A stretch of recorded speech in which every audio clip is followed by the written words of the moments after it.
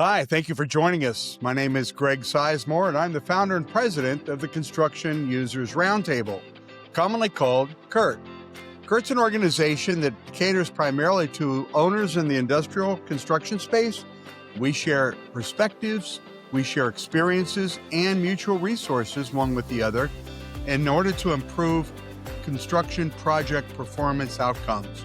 Workforce safety, lean, productivity improvement, modularization, AI are all things that we've picked up and tackled to try to help us be better, do better in the ever-changing world of industrial construction. Speaking of AI, I'd like to take just a moment and tell you about our new voice magazine that's hot off the press, CURT's new solutions portal that provides the future of construction intelligence. It's our first dip into the waters of AI. More about that later at a subsequent podcast. But if you do not receive the Voice magazine and would like to receive the Voice magazine, we encourage you to call our office or to email us. Simply curt.org is the website. You can connect with us there. All the numbers that you might need to call and subscribe are there as well. It's complimentary, and we'd love to add you to our mail list. So keep that in mind. You're listening to Construction Connections,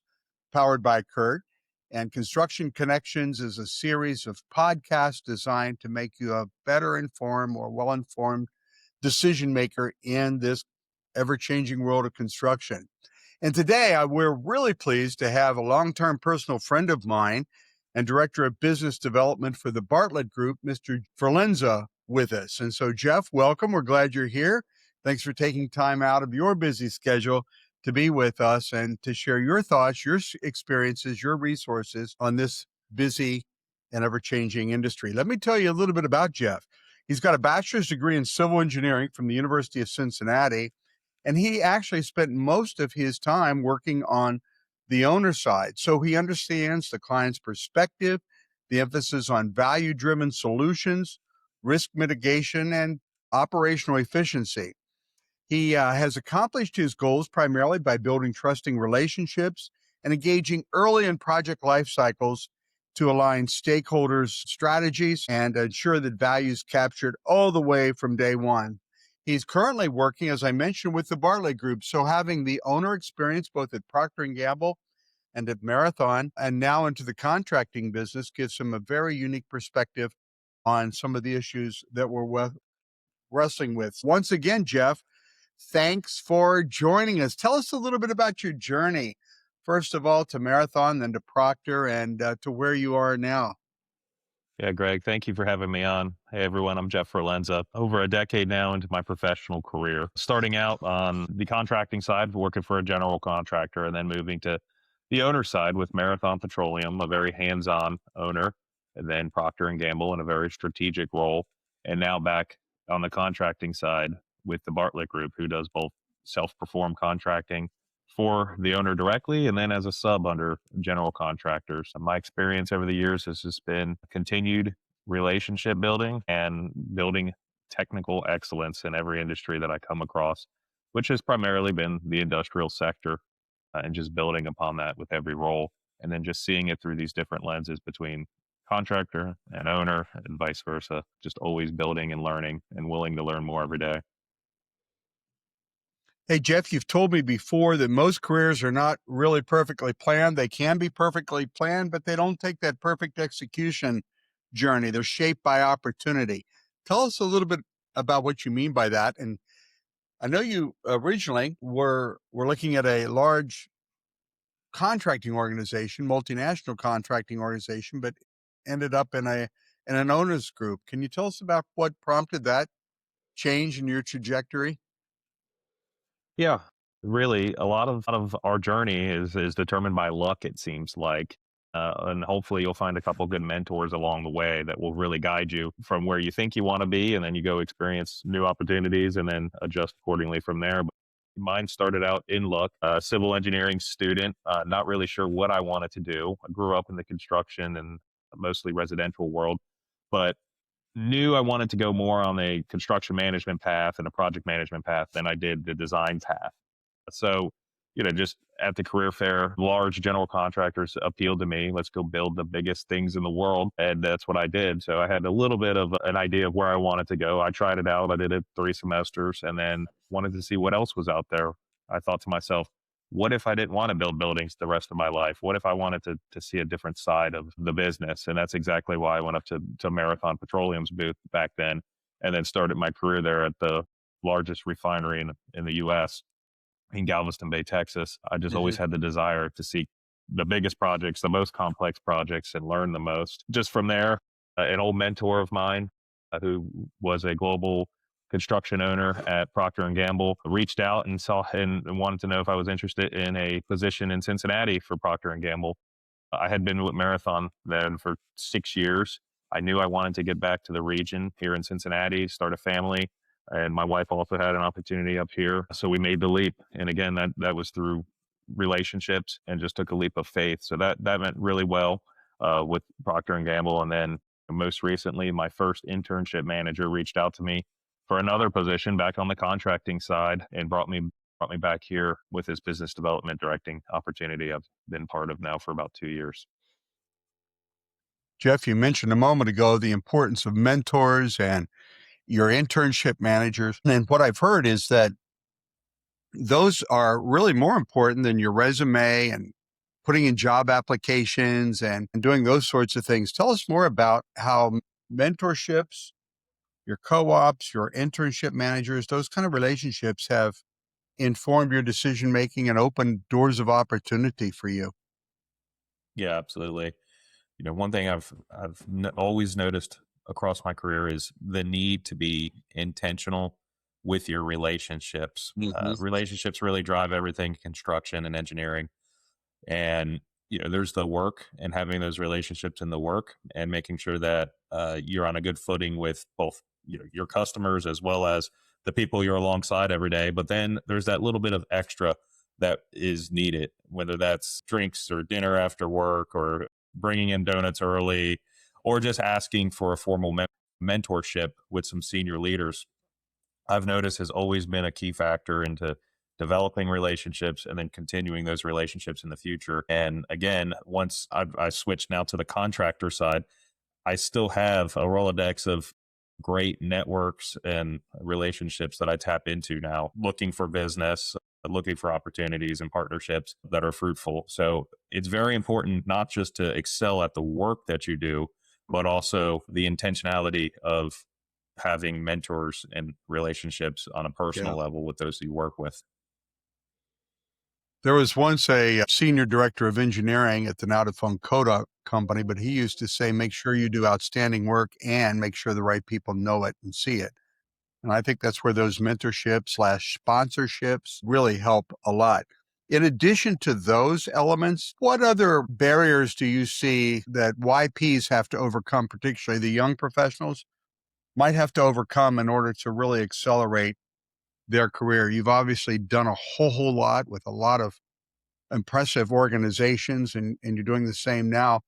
Are there other barriers to entries beside the lack of those kind of relationships or lack of the skill to build those? Yeah. So what I see now in both my generation and then the up and coming generation in the construction world is a little bit of a lack of personal relationships, being in the room and being present to develop those relationships. There seems to be a gap right now with the desire to pick up the phone or the desire to come into work a little bit early and just build that camaraderie. So I encourage younger people and people my own age to do that. I think the older generations really respect that face-to-face relationships. You'll see me all the time getting on a plane and going across the country for a meeting when I could have done it on Zoom or Teams, but just having that value of the face-to-face interaction, I think really elevates where your career could go and the trajectory of it and what you can get done quickly. Um, and just an example, an email chain can go back and forth for a week or two, but a phone call, you can get a lot of work done in, about 10 minutes and get everybody on the same page. And I feel like that's been effective for me. And it will be effective for young professionals just to pick up the phone and talk to people as well. Yeah, that's a great point. So let's look a little bit about this contrast between owners and contractors. You made the statement before that at P&G and Marathon that construction was considered a cost. It wasn't the business. It was a necessary part of creating the products that were the business.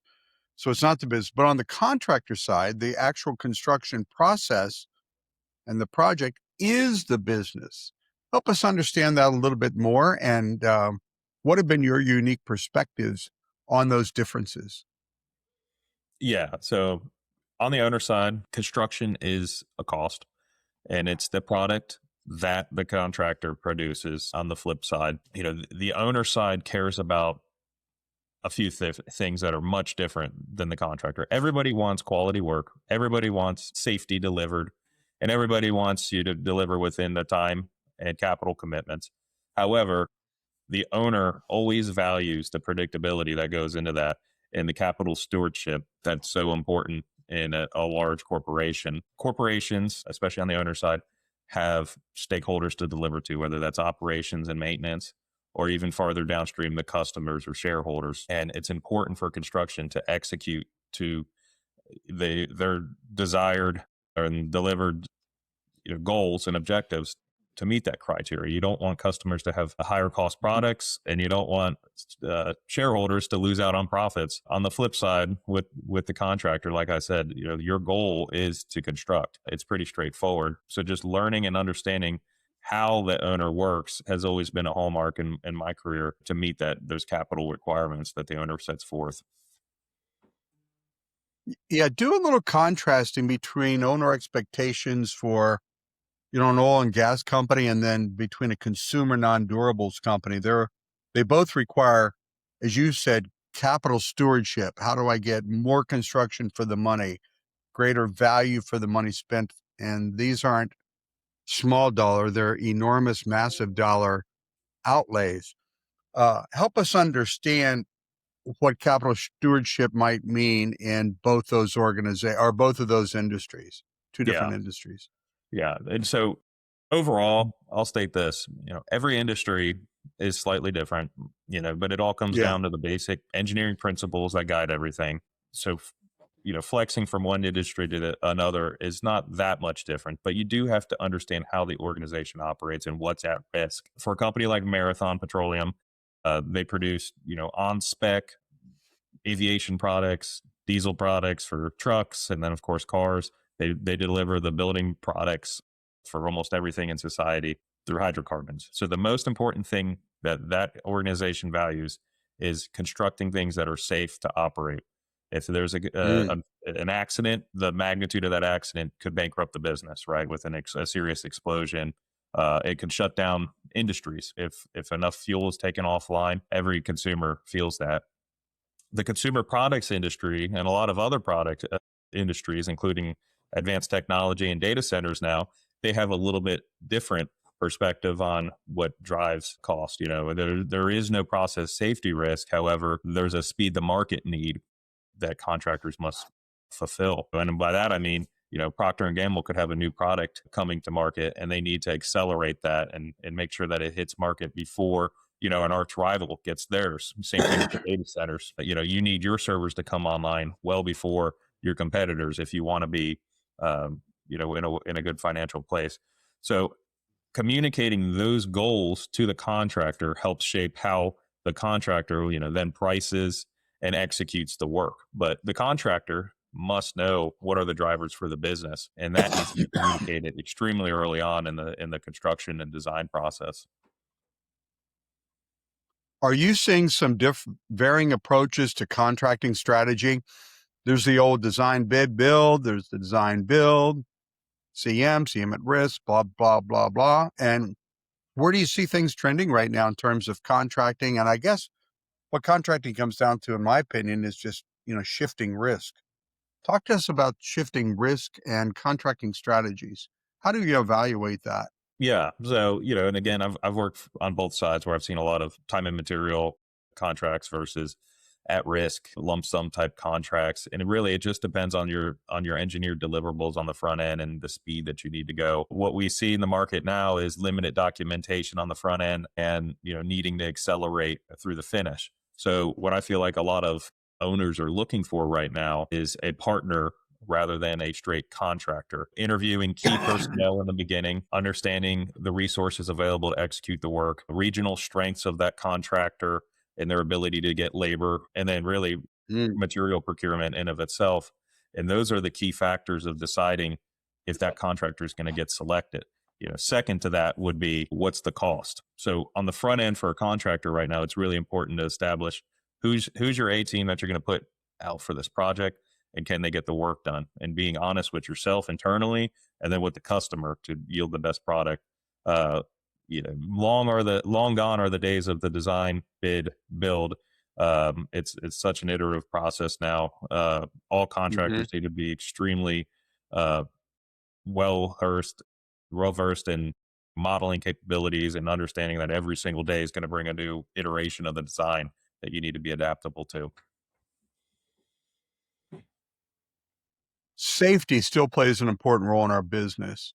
Where do you see the safety trends moving? I know for a while with the benchmarking we have done both internally and with CII, there was a slight uptick, primarily around COVID. Of course, in my opinion, I think that using COVID as an excuse has an expiration date on it. We've probably long passed it, rather. Where do you see trending in the arena of safety, and how do you folks, either with your owner hat or your contractor hat, stay vigilant with safety? What's hot and what's not? What are you looking at?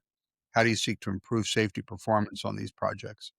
Yeah. So speaking first on the safety side of things, of course, Marathon was, safety was number one, and Procter and Hmm. Gamble and the Global Construction Safety Program. Both proud to say both of those companies have TRIR goals. Well under industry average. If industry average is 2 in industry, they're performing at 0.3 or less. And they only accept contractors that can meet those goals. And then now that I'm on the contractor side, I see a lot of these owners that do value safety. A lot of the large data center builders, they want that top 10 percentile of safe contractors to do work as well. So safety has to be built in. It's an expectation anymore. And for Hmm. us, at the Bartlett Group, it is the number one goal. It's something that we will never put forth, you know, to any other goal on a project.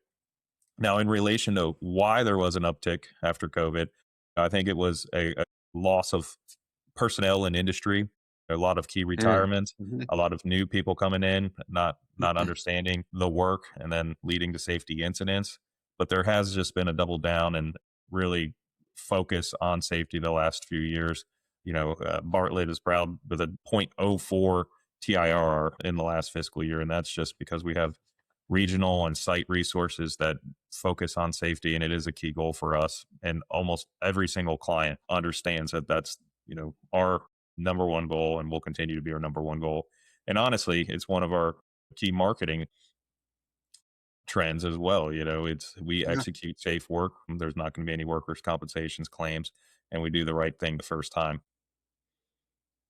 Yeah, that's pretty big. So equally is this whole concept of workforce availability, whether at the management level or at the trades level.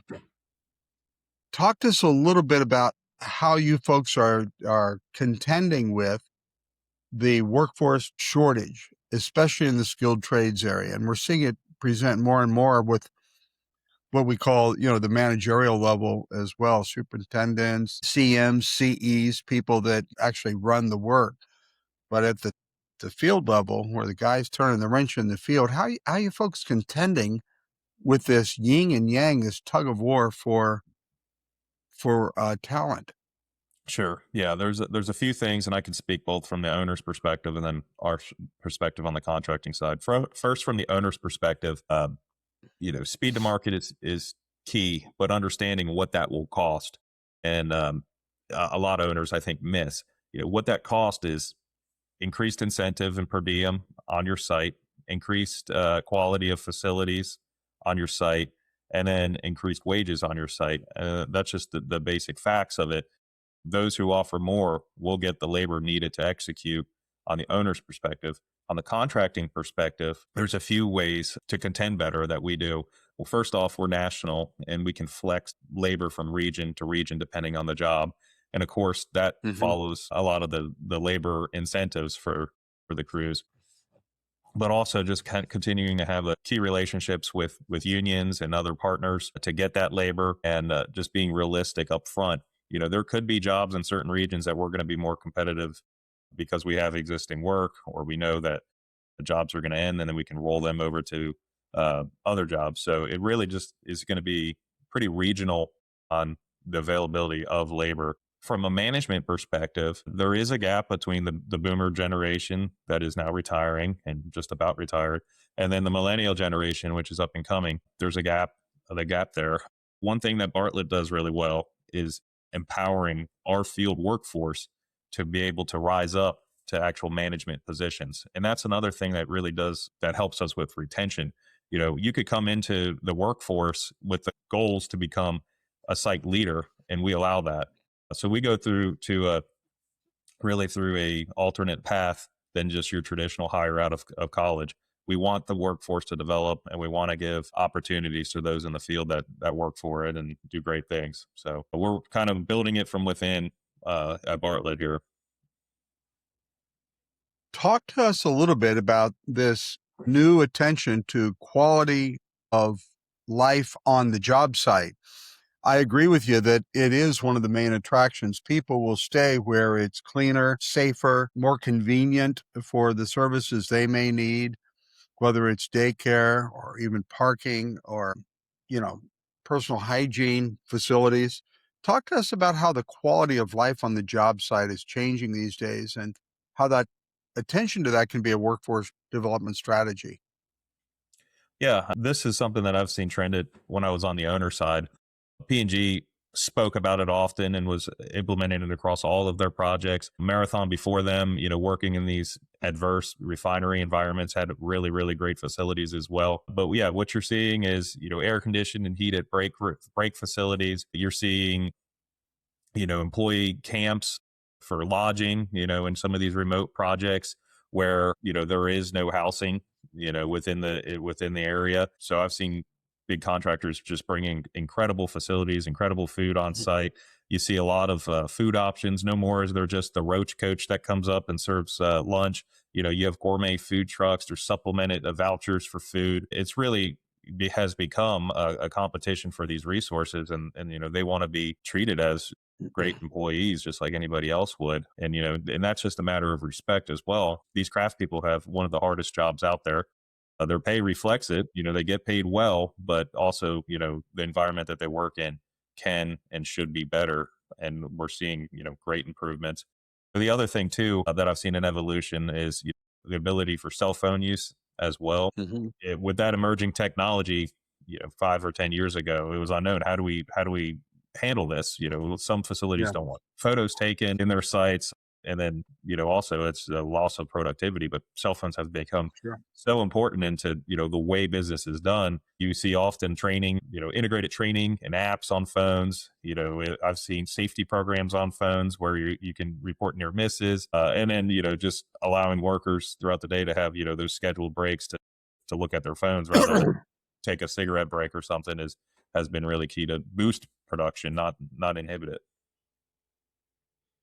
Yeah, let's talk a little bit about technology augmentation. I think that's also a way to attract a limited skilled workforce or even managerial workforce. What kind of new technologies are you seeing emerge on your sites? And maybe did you see emerge at the owner organizations as well? So Yeah, talk to us about technology augmentation, I guess, for lack of a better term. Yeah, the biggest thing is just the fully integrated models, throughout both the design process and the construction process and the turnover process. It's almost a live feed of a model, during a design bid process where there's new iterations of the model almost daily. And then really in the last 10 years since I've entered the industry, it's been, revision control that has really been mastered into ensuring that everybody in the field has the latest and the greatest at all times. The acceleration of information in construction has just been incredible in terms of, class prevention, class detection, RFI management, things like that. The other thing that I see in industrial facilities is the use of laser scanning a lot more. So, not needing a full model where you can laser scan what's existing there has really helped as well. So that's really where we're seeing it from a quality standpoint. The same thing, quality hold points within the construction documentation is built into the model and everything. So it's definitely accelerating and improving the construction process. And what I also see is really everybody is technologically proficient in the field. But back in the day, I think it used to be who can run the computer, and Yeah. that person would turn into the scheduler or the estimator and everything else. And now it's just so native to everybody. So it's definitely improving and accelerating construction.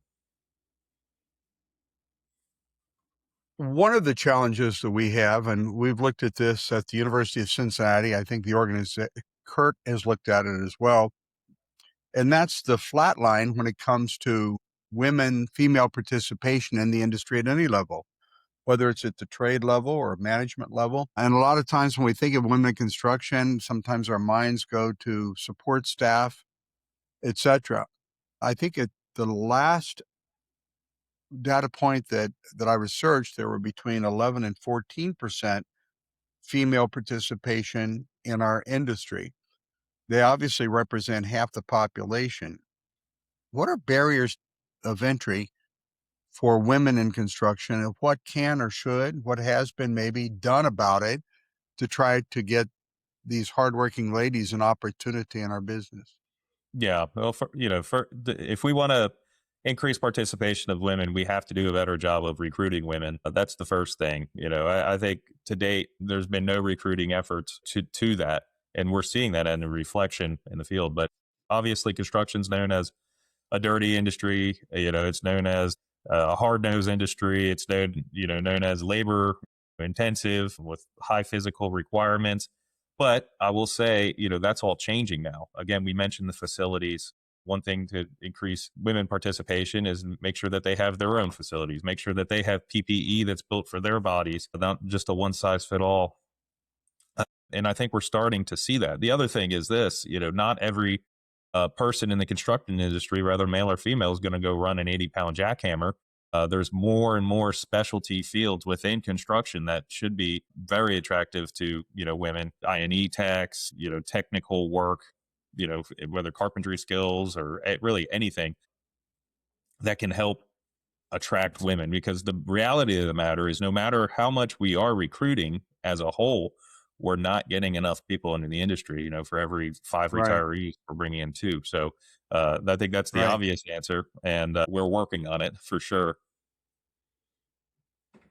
Yeah, and we appreciate the work at CURT. We've got a female outreach, female initiative. Again, if you're interested, CURT.org, or call the office and ask about our emphasis on recruiting, retaining, and developing females in the business.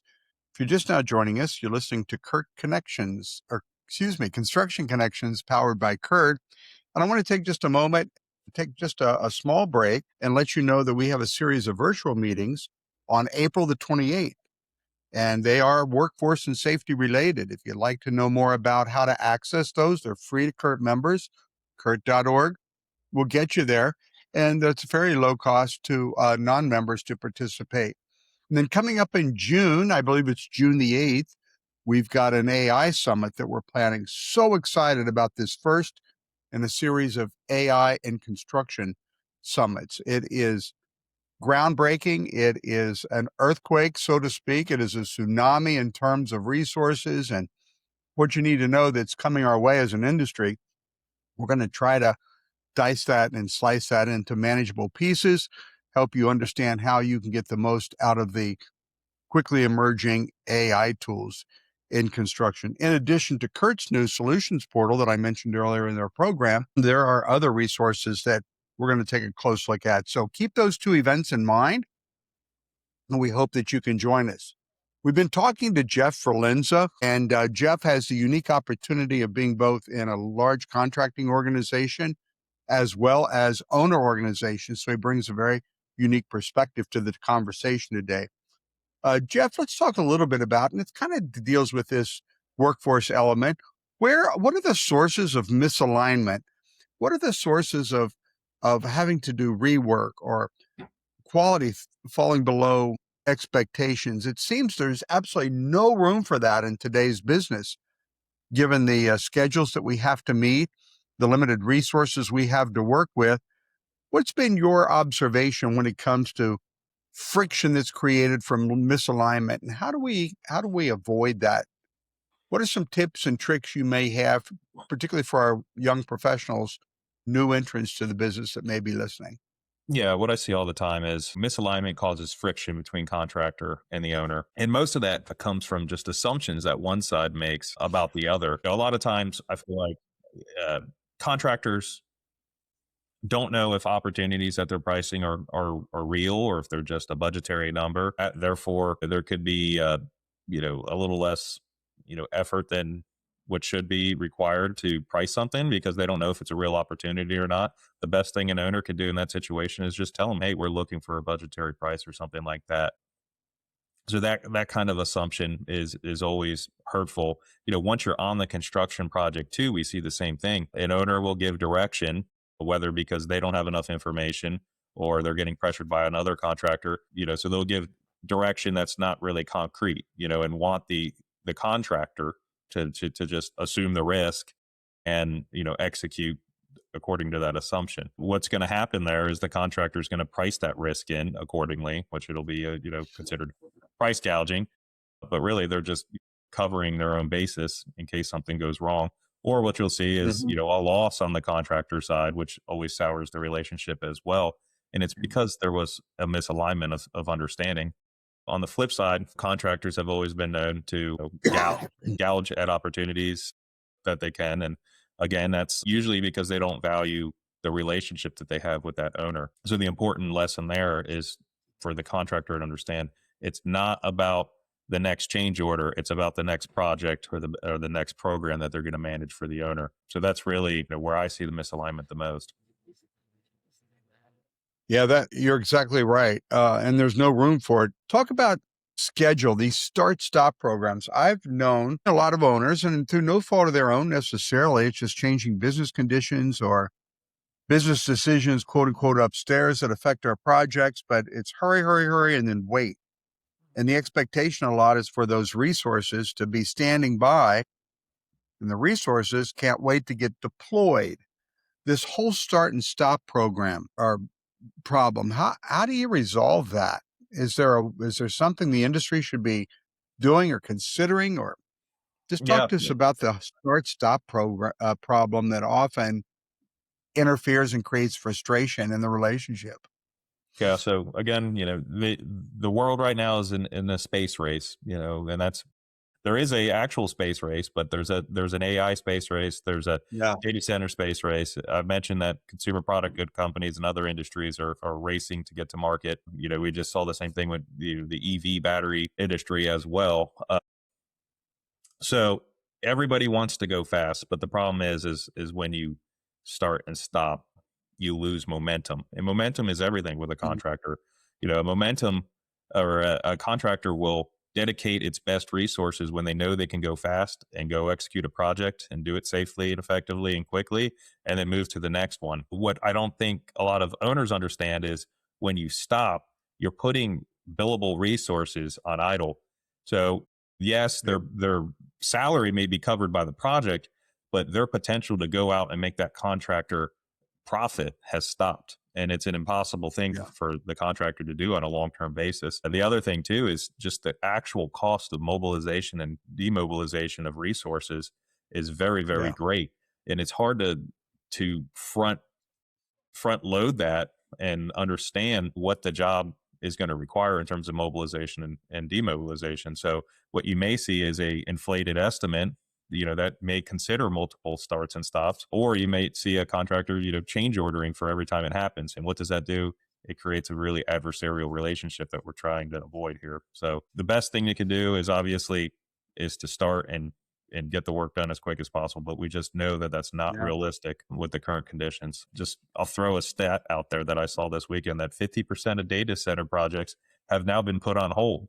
It was every week that we were seeing a $1 billion data center going in a town near you. And now we're seeing 50% could be put on hold. And there's many factors for that. But anyhow, contractors need to understand that that may be a possibility and price that risk in accordingly, or at least have that conversation with the owner about the potential effects of that. Mhm. So you've been aware of and a part of the Construction Users Roundtable for a long time, especially through Marathon and P&G, and hopefully soon through Bartlett Group. What do you see as some of the big advantages of belonging to a group like the Construction Users Roundtable? And what's it done for you? What's it done for the companies that you've represented, as you understand it to be? Yeah, so a lot of people think that, CURT is a place, for owners to only talk to other owners. And I've always found that the best thing is when the owners are intermingling and talking to the contractors and vendors there. And it's not for business development opportunities, but just commonality between, the two entities. I want to know the hard points that the contractor faces from the owner perspective and vice versa. And I found like those conversations were always the most fruitful at CURT. It's funny because I never got those interactions there during the main speeches. It was always in the breakout sessions or in the lobby, and when you're Oh, just yeah. trying to figure out who does what. Yeah, and it was always, I'm not salesy at all. It was just genuine conversations with construction Right. professionals. Because at the end of the day, a lot of the owners representatives as well as the contractor representatives, they have the same background. They're construction managers, they're civil engineers, they're Yeah. people who are passionate about the industry and they want to talk about industry topics. So CURT's a great tool for that, and I will always support CURT for that endeavor.